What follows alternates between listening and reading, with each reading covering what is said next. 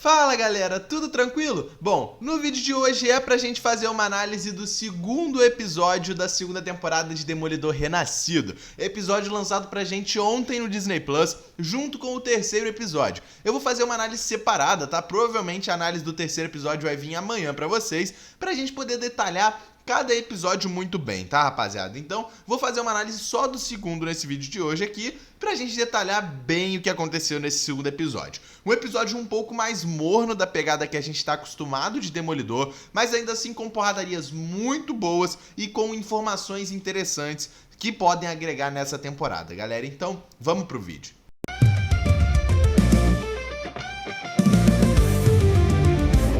Bom, o episódio começa mostrando pra gente uma cena muito interessante e que deixa a gente com o coração ali, ó, quentinho de nostalgia. Poindexter dentro da igreja. Aquele padre, que ainda não é padre, né, porque ele ainda não tem vocação ali pra padre, vê alguém de frente para o altar da igreja. Quando ele chega perto, o Poindexter, galera, a gente sabe, a gente, ó, vê na memória aí o que aconteceu com o Poindexter dentro de igreja, né, aquela porradaria absurda contra o Demolidor na terceira temporada, onde houve a morte do padre, inclusive, né? Que a gente já estava acostumado com ele aí na série de Demolidor.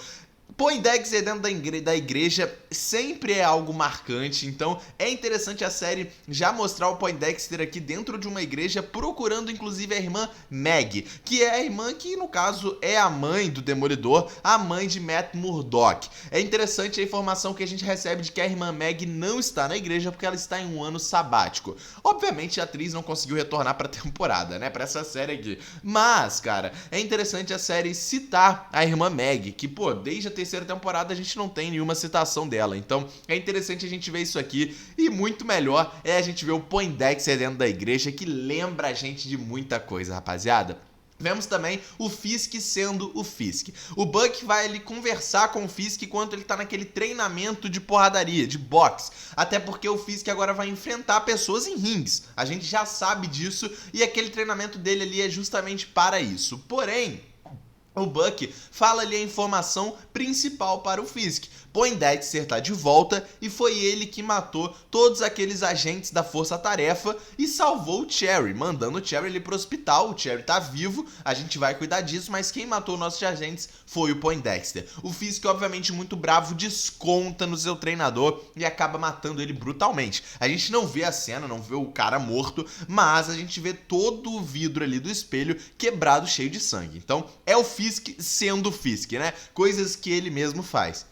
É interessante também a gente ver uma conversa ali mais à frente, quando é falado sobre o próprio Matt. O Matt está conversando com a Karen dentro do segundo andar ali do bar da Josie, onde eles estão ficando escondidos. E a Karen fala que esse era o plano justamente do Poindexter. Poindexter ajudou o Matthew em alguma coisa e da mesma forma em que ele deixou o Fisk bravo. Mas isso não quer dizer que o Poindexter está do lado do Demolidor. Até porque ele matando aqueles agentes da Força Tarefa, cria-se uma história muito grande de que os corpos ali estão na conta do Demolidor. Quem matou aquela rapaziada foi o Demolidor. O Fisk pode usar isso a seu favor, mas ele sabe que não foi. Então, acaba que o Poindexter mexeu com tudo. Ele ajudou o Demolidor, ele incriminou o Demolidor e ele deixou o Fisk bravo, que é o que ele queria fazer desde o início, né? Mas é interessante a gente ver essa questão que o Poindexter realmente é inteligente, cara. Então, não dá pra gente negar que foi um plano interessante ele ter feito isso aqui, até porque todos aqueles corpos vão cair na conta do Demolidor. O Fisk também, cara, ele não pode revelar, por exemplo, a identidade do Demolidor. O Buck questiona o Fisk ali dentro do gabinete, perguntando pra ele, por que você simplesmente não fala abertamente que Matt Murdock é o Demolidor? E aí o Fisk fala, porque ele foi um herói. E é interessante a gente ver agora por que Matt Murdock está sendo procurado. Agora, cara, o Matt Murdock está sendo procurado duas vezes. Ele está sendo procurado de duas formas. Agora é pra trazer o herói de volta pra casa. O Wilson Fisk faz uma coletiva de imprensa falando para tentarem achar Matt Murdock, que ele tá sumido desde o último ataque que teve ao Rei do Crime, ao Wilson Fisk lá na primeira temporada. Então, são procurados diferentes. Demolidor é um fugitivo procurado pela justiça por ser um vigilante, enquanto Matt Murdock está sendo procurado pelo lado do bem. E é o que o próprio Matthew fala. Ele está sendo procurado duas vezes. uma vez, né, pelo Demolidor por quem não gosta dele e pelo Matt Murdock por quem gosta dele. E por que o Fisk então tá querendo que o Matt Murdock, o herói que salvou a sua vida, volte para casa? É um plano do Fisk, a gente sabe, isso é meio óbvio. Fisk quer o próprio Matt Murdock de volta para ele encerrar logo esse assunto. Se as pessoas acharem Matt Murdock na rua, vão pegar ele e vão levar até o Fisk. E não tem como ele sair batendo em todo mundo, ele é um advogado cego. Então ele vai ir até o Fisk. A gente sabe que ele sobreviveria, mas é o plano do Fisk, ter o Matt Murdock na sua mão, trazido pelas pessoas de Nova York inocentes que estão acreditando em toda essa farsa, em toda essa mentira de Wilson Fisk.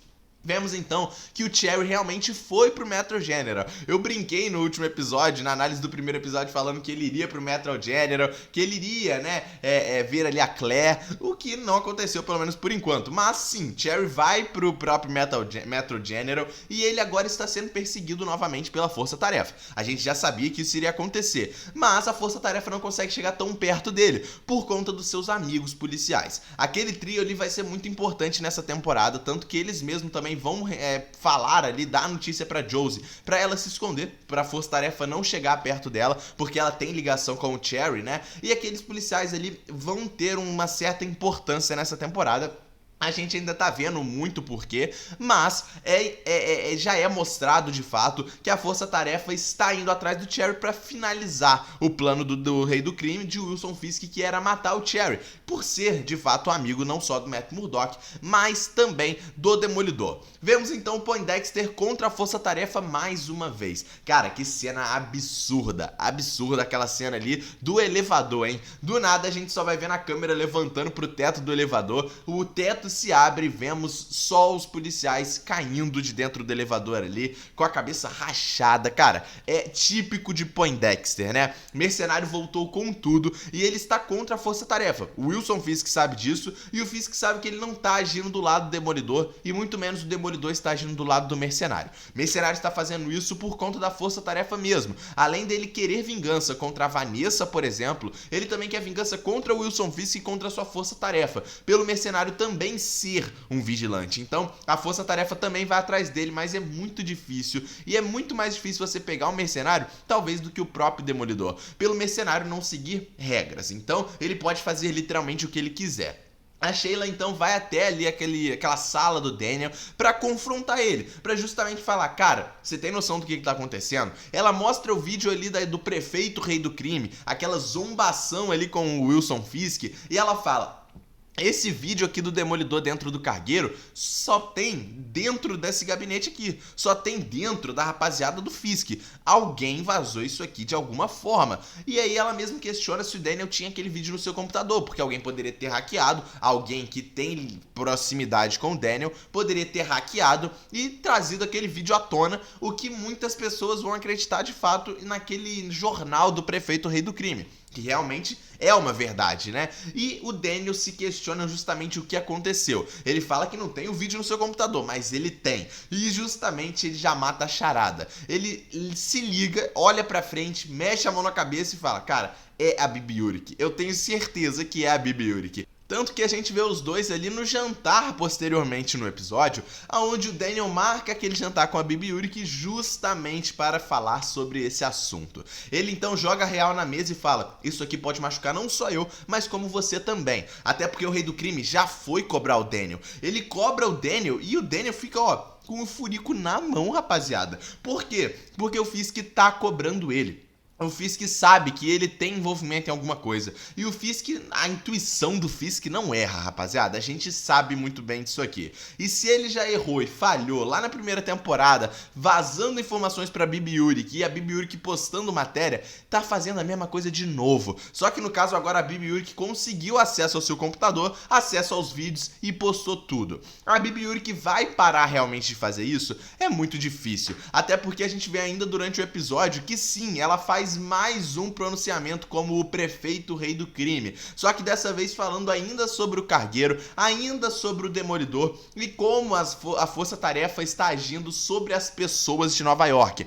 E ela brinca ainda, né, zomba, de aonde as pessoas que estão sendo pegas pela Força-Tarefa estão sendo levadas, porque é uma incógnita. Ninguém sabe aonde está indo essas pessoas. E aí ela brinca naquela zoação ali, falando que estão indo para uma fazenda bonita brincar com cachorrinhos. E logo após isso a gente já vê ela tirando a roupa, mostrando que, de fato, quem tá por trás de toda aquela fantasia de rei do crime é, de fato, a Bibi Urich mesmo. A gente já imaginava, eu acho que isso não é nenhuma novidade, a gente já sabia que era ela mesmo, só que agora já tá confirmado, a gente vê ela tirando a máscara ali, tirando aquele traje de rei do crime, e isso aqui vai fazer mal pra ela e pro Daniel, cara. Com certeza alguma coisa ruim vai acontecer e talvez, como eu já falei, Bibi Urich deve seguir os mesmos passos do seu tio. Vemos também o Matt junto com a Karen ali disfarçados naquele porto para tentar ver a carga que estava saindo do cargueiro. E aí, mais uma vez, nós vemos o show do rei do crime, o show de Wilson Fisk.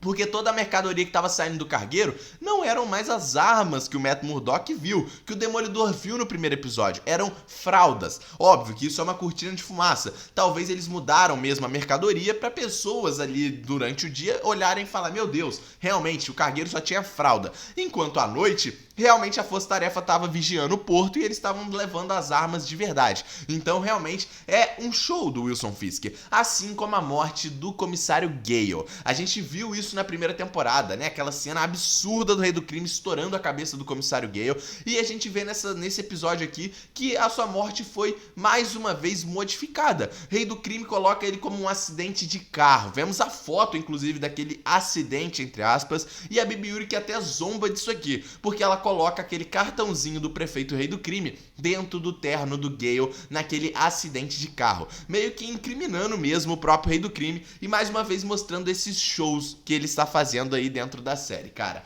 Vemos também a Força-Tarefa agindo contra a Angela Del Toro e a sua tia. Eles que moram ali em um bairro onde tem muitos imigrantes. Isso justamente existe também na vida real, né? E eles moram ali no bairro que é onde tem muitos imigrantes. Ou seja, a Força-Tarefa não chega muito perto dali. E se chegar, vai ter revolta. E aí a própria tia dela tá tentando conversar com os meninos ali dentro daquele mercadinho que estão roubando ali uma cerveja, roubando ali um refrigerante. E eles estão se entendendo. Até porque eles também são ali daquele mesmo bairro, tá todo mundo junto. Ela só tá conversando, até que a Força-Tarefa age e pega o menino. Obviamente, a tia da Angela vai segurar ali o menino e acaba segurando o agente da Força-Tarefa. Obviamente, a gente sabe como a Força-Tarefa ela é radical. E ela diz que a tia da Angela agrediu um policial da Força-Tarefa. Leva ela presa e a gente não sabe o que vai acontecer. Até porque a gente viu a revolta de todo mundo ali no bairro, de todas as pessoas ali contra a Força-Tarefa, por estar levando, por exemplo, a tia da Angela, que é muito bem vista no bairro, por exemplo. Então é um motivo da gente parar mais uma vez para refletir como a Força-Tarefa está pegando também inocentes e qualquer um que fizer o mínimo, sabe, só encostar em um agente da Força-Tarefa, já agrediu um policial. E é isso que está acontecendo. Como eu já falei no primeiro episódio, essa ditadura da Força-Tarefa do Fisk. Obviamente isso também vai deixar a Angela muito brava. E é o que nós vemos. A Angela vai se encontrar ali com a Kirsty dentro do escritório e ela pede pra ela o colar do seu tio Hector Ayala, o tigre branco. A gente sabe que a Angela Del Toro nos quadrinhos se torna a tigresa branca. Ela ainda tá muito nova aqui na série, então não sei se isso vai acontecer já por agora, mas com certeza ela vai sim assumir esse manto de tigresa branca. A gente já viu agora que ela tem mais motivos ainda pra se vingar de Wilson Fisk e a Força-Tarefa, além de ter matado seu tio, pegaram agora sua tia e ela está sozinha. Óbvio, ela também deve buscar uma ajuda ao Matt Murdock ou o Demolidor. O Demolidor deve ver também as notícias e ir também ao encontro dela. E eles devem se encontrar de fato, como a gente sabe que vai acontecer. Até porque ela está sozinha. E com certeza ela deve assumir o colar do Tigre Branco ainda nessa temporada. Vemos então aquela conversa da Vanessa com o Fisk na cama ali, eles conversando e ela pensando, né, cogitando ir embora de Nova York. Por que a Vanessa está cogitando isso aqui? Por conta dos seus pesadelos? pesadelos? Exatamente. Vanessa está com medo do Poindexter, está com medo do mercenário. Ela teve aquele pesadelo com ele e ela falou com o próprio Buck durante o episódio, que já viu ele frente a frente, que ela sabe lidar com ele. Mas isso é uma mentira. Vanessa não sabe lidar com o mercenário e não sabe lidar com essa pressão. Ela está com medo e sabe que mercenário uma hora ou outra vai se vingar da Vanessa e do Fisk. A questão é quando que ele vai fazer isso, porque ele vai, entendeu? Ele vai e a Vanessa sabe disso. Por isso que ela cogita ir embora de Nova York com o Fisk, e o Fisk até cogita aquilo ali, mas ela em nenhum momento fala sobre, de fato, o mercenário. Vemos então toda aquela porradaria muito bem feita ali no bar da Joseph, né? A Joseph então é pega ali pela força-tarefa, até porque a força-tarefa está indo atrás do Cherry, que desapareceu, e eles querem finalizar o serviço. Eles sabem que o Cherry era parceiro da Josie, então pegam a Josie ali e é o bastante pra gente ver uma porradaria incrível. Mais uma cena de porrada muito boa dessa série, cara. Demolidor descendo cacete em todo mundo ali da força-tarefa. Uma porradaria muito boa mesmo, cara, muito boa. Aquela porradaria ali dentro do apartamento ali dele, dentro do bar da Josie. Bar da Josie que é sinônimo de porradaria boa, né? Na primeira temporada também teve aquelas cenas absurdas. E agora, mais uma vez, cara, é de tirar o chapéu de verdade. Eu sei que, né, essa série de Demolidor Renascido não é a mesma que a gente teve na Netflix. A pegada é diferente, os efeitos são diferentes, o estilo da série é diferente. Mas, cara, não tem como você negar que as cenas de luta estão impecáveis. E então a Karen, ela acaba também lutando com o cara da Força Tarefa. E ela some com aquele cara. Demolidor então se encontra com ela e vemos ela levando ele pro esconderijo. Um esconderijo que lembra até, né, aquele esconderijo do Justiceiro que a gente viu na primeira temporada. Mas não é. É só um esconderijo pra eles caçarem a força-tarefa. A Karen fala então pro Demolidor: se eles estão caçando os vigilantes, a gente também vai caçar eles. E é o plano da Karen. A gente sabe que a Karen, ela é bem vingativa, né? A gente já viu isso na série de Demolidor mesmo. E agora ela vai fazer o mesmo. Ela está caçando agentes da força-tarefa. Obviamente, Demolidor vai passar por alguns momentos ali de tortura com o cara, não algo muito grande, porque o Demolidor não é uma pessoa má, mas com certeza ele vai conseguir enxugar algumas informações, principalmente sobre o Wilson Fisk, sobre o Rei do Crime, porque o cara vai ter que falar. Ele tá frente a frente com o demônio de Hell's Kitchen, cara. Ele vai se abrir e ele vai falar tudo. O episódio, como eu falei, foi um episódio bem morno, diferente do que a gente teve no primeiro episódio, diferente do que a gente já teve, mas eu acredito que a série vai tomar uma proporção ainda melhor, tá? Eu acredito nisso, eu tenho fé nisso aqui. Com certeza, cara, os próximos episódios vão ser mais movimentados, mas ainda assim, já foi um episódio interessante e que mostrou muitas coisas pra gente, informações importantes pro futuro dessa temporada. Comenta o que vocês acharam desse episódio, deixa o like no vídeo, se inscreve no canal, tamo junto e é nóis, rapaziada!